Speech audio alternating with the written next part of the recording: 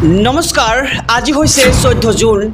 অসমৰ লগতে ভাৰতৰ বিভিন্ন প্ৰান্তৰ পৰা আজি ৰাতিপুৱাৰ কেইবাটাও খবৰ আহি পৰিছে। এই মুহূৰ্তত জনাইছোঁ আজিৰ প্ৰথমটো খবৰ। ৰাজ্যবাসীৰ বাবে ভাল খবৰ। লাখ লাখ অংগনবাড়ী, আশা কৰ্মী, জীৱিকা সখী, টিউটৰ, ৰান্ধনীৰ বৃদ্ধি পাব দৰমহা আৰু এককালীন সাহায্য লাভ কৰিব অংগনবাড়ী কৰ্মীসকলে। ভৱিষ্যতৰ খবৰ SB অসম মিডিয়াৰ সমুদৰ্শকলৈ। লাখ লাখ অংগনবাড়ী, আশা কৰ্মী, জীৱিকা সখী, টিউটৰ, ৰান্ধনীৰ বৃদ্ধি পাব দৰমহা বৃদ্ধিৰ লগতে এককালীন সাহায্যও লাভ কৰিব অংগনবাড়ী কৰ্মীসকলে। অংগনবাড়ী কৰ্মী সহায়িকাৰ সন্তানৰ বাবেও চিন্তা চৰ্চা এইবাৰ বিজেপি চৰকাৰৰ। অহা 1 অক্টোবৰৰ পৰা বৃদ্ধি পাব অংগনবাড়ী কৰ্মী সহায়িকাৰ দৰমহা।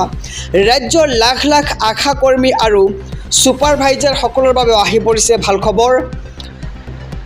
10,200 টকালৈ বৃদ্ধি হ'ল ছুপাৰভাইজাৰৰ দৰমহা আৰু আশা কৰ্মীসকলে 3,000 টকাৰ সলনি এতিয়াৰ পৰা লাভ কৰিব 4,000 টকাৰ এক মাননি আৰু ছুপাৰভাইজাৰসকলে 9,000 টকাৰ সলনি লাভ কৰিব 10,200 টকা আৰু অহা 1 অক্টোবৰৰ পৰা লাভ কৰিব বৰ্ধিত দৰমহা। স্বাস্থ্যখণ্ডৰ প্ৰতি গুৰুত্ব প্ৰদান কৰি এই ডাঙৰ সিদ্ধান্ত কেবিনেটৰ। মুখ্যমন্ত্ৰী ডক্টৰ হিমন্ত বিশ্ব শৰ্মাই এই সন্দৰ্ভত কৰিছে এক ডাঙৰ ঘোষণা। এই মুহূৰ্তত জনাইছোঁ আজিৰ 2 নম্বৰ খবৰটো। অৰুণোদয় নোপোৱাসকলে চিন্তা নকৰিব। অহা 14 তাৰিখে লাভ কৰিব অৰুণোদয় আঁচনিৰ ধন। এই মুহূৰ্তৰ খবৰ ৰাজ্যবাসীৰ বাবে। ৰাজ্যৰ লাখ লাখ মহিলাৰ বাবে আহি পৰিছে ভাল খবৰ। আপুনি অৰুণোদয়ৰ ধন লাভ কৰিছে নে কৰা নাই সবিশেষ জনাওক আমাৰ কমেণ্ট বক্সত। অৰুণোদয়ৰ ধন লাভ নকৰাত চৰকাৰে জাৰি কৰিছে জাননী। 14 তাৰিখে ৰাজ্যৰ লাখ লাখ মহিলাই লাভ কৰিব অৰুণোদয় আঁচনিৰ ধন।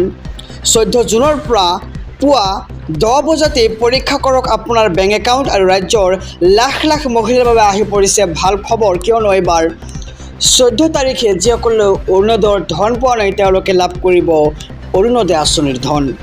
এই মুহূৰ্তত জনাইছোঁ আজিৰ 3 নম্বৰ খবৰটো। সাৱধান ৰাজ্যবাসী, গৰমে ভংগ কৰিব সৰ্বকালৰ অভিলেখ। গোলকীয় উষ্ণতাই সৃষ্টি কৰিছে অভাৱনীয় পৰিস্থিতি। দেশত ক্ৰমাৎ ঊৰ্ধ্বগামী পৰাস্তম্ভ, অসমতো হাহাকাৰ পৰিস্থিতি। আৰু আজি আপোনালোকৰ অঞ্চলত কিমান ডিগ্ৰী তাপমাত্ৰা দিছে সবিশেষ জনাওক আমাৰ কমেণ্ট বক্সত। আৰু আজিৰ দিনটোত সৰ্বাধিক তাপমাত্ৰা হৈছে 48 ডিগ্ৰী চেলছিয়াছ। আজি 5 দিন ধৰি দেশত পৰিছে প্ৰচণ্ড গৰম। দেশৰ অধিকাংশ ৰাজ্যত হিট ৱেভক লৈ জাৰি কৰা হৈছে ৰেড এলাৰ্ট।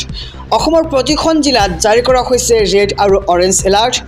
দিল্লী, উত্তৰ প্ৰদেশ, মধ্যপ্ৰদেশ আৰু ৰাজস্থানতো হিট ৱেভক লৈ ৰেড এলাৰ্ট জাৰি কৰিছে বতৰ বিজ্ঞান কেন্দ্ৰৰ ফালৰ পৰা। আৰু আজি আপোনালোকৰ অঞ্চলত কিমান ডিগ্ৰী তাপমাত্ৰা সবিশেষ জনাওক আমাৰ কমেণ্ট বক্সত। আৰু দিল্লীত আজিৰ দিনটোত তাপমাত্ৰা হৈছে 46 ডিগ্ৰী চেলছিয়াছ। ৰাজস্থানৰ কোনো চহৰত 48 ডিগ্ৰী পৰ্যন্ত বৃদ্ধি পাইছে তাপমাত্ৰা। আৰু পূৰ্বতকৈ সমগ্ৰ দেশতে বৃদ্ধি পাব পাৰে গৰমৰ প্ৰকোপ। যিমান পাৰে সকলোৱে সাৱধানতা অৱলম্বন কৰক। আজি আপোনাৰ অঞ্চলত কিমান তাপমাত্ৰা জনাওক আমাৰ এই ভিডিঅ'ৰ কমেণ্ট বক্সত। আহিছোঁ অন্য এক খবৰৰ মাজলৈ। আপোনাৰ BPL কাৰ্ডখন আছেনে জনাওক কমেণ্ট বক্সত। উপাৰ্জনকাৰী নিহত হ'লে পাব 25,000 টকা। আপোনাৰ BPL কাৰ্ডখন আছেনে? যদি আছে তেন্তে য়েছ লিখক, আৰু যদি নাই তেন্তে কমেণ্টত ন' লিখি জনাওক। উপাৰ্জনকাৰীৰ মৃত্যু হ'লে পাব 25,000 টকা। আৰ্থিকভাৱে অনগ্ৰসৰজনলৈ চৰকাৰৰ সহায়ৰ হাত। BPL পৰিয়ালৰ উপাৰ্জনকাৰীৰ মৃত্যুত কেন্দ্ৰীয় চৰকাৰৰ 20,000 টকা। ৰাজ্য চৰকাৰৰ পৰা অতিৰিক্তভাৱে প্ৰদান কৰা হ'ব 5,000 টকা। আৰু সৰ্বমুঠ 25,000 টকা লাভ কৰিব আৰ্থিক অগ্ৰসৰ পৰিয়ালে। বিগত 3 বছৰত 2,772 পৰিয়ালে এই সহায় লাভ কৰিছে। আৰু BPL পৰিয়ালে কেনেকৈ কৰিব আবেদন? মুখ্যমন্ত্ৰী ডক্টৰ হিমন্ত বিশ্ব শৰ্মাই কৰিছে ডাঙৰ ঘোষণা। যদিহে আপোনাৰ BPL কাৰ্ডখন আছে তেন্তে BPL কাৰ্ডৰ গৰাকী অৰ্থাৎ উপাৰ্জনকাৰীৰ মৃত্যু হ'লে লাভ কৰিব 25,000 টকা। অহা 1 অক্টোবৰৰ পৰা হ্ৰাস পাব বিদ্যুতৰ বিল 250 টকাতে লাভ কৰিব গেছ চিলিণ্ডাৰ লগতে আশা কৰ্মীৰো বৃদ্ধি হ'ব দৰমহা এই মুহূৰ্তৰ খবৰ SB অসম মিডিয়াৰ সমূহ দৰ্শকৰ বাবে লাখ লাখ বিদ্যুৎ উপভোক্তাক ভাল খবৰ দিলে ৰাজ্যৰ মুখ্যমন্ত্ৰীয়ে অহা 1 অক্টোবৰৰ পৰা বিদ্যুতৰ বিল হ্ৰাস পোৱাৰ ঘোষণা কৰিছে মুখ্যমন্ত্ৰী ডক্টৰ হিমন্ত বিশ্ব শৰ্মাই প্ৰতি ইউনিটত 1 টকাকৈ হ্ৰাস পোৱাৰ ঘোষণা মুখ্যমন্ত্ৰীৰ লগতে ৰাজ্যবাসীক উদ্দেশ্যি এলানি ঘোষণা মুখ্যমন্ত্ৰী ডক্টৰ হিমন্ত বিশ্ব শৰ্মাৰ আৰু অহা 1 অক্টোবৰৰ পৰা 250 টকাতে হিতাধিকাৰীয়ে লাভ কৰিব ৰন্ধন গেছ ৰেচন কাৰ্ড থাকিলে কম দামতে কিনিব পাৰিব দাইল নিমখ আৰু চেনি অহা 1 অক্টোবৰৰ পৰা ৰন্ধন কৰ্মী আশা কৰ্মীৰ দৰমহা বৃদ্ধি পোৱাৰ ঘোষণা কৰিলে ৰাজ্যৰ মুখ্যমন্ত্ৰী ডক্টৰ হিমন্ত বিশ্ব শৰ্মাই লগতে লাখ লাখ বিদ্যুৎ উপভোক্তাকো ভাল খবৰ দিলে মুখ্যমন্ত্ৰীগৰাকীয়ে কিয়নো 1 অক্টোবৰৰ পৰা বিদ্যুতৰ বিল হ্ৰাস পোৱাৰ ঘোষণা কৰিছে মুখ্যমন্ত্ৰীগৰাকীয়ে আৰু প্ৰতি ইউনিটত 1 টকাকৈ হ্ৰাস পোৱাৰ ঘোষণা মুখ্যমন্ত্ৰীৰ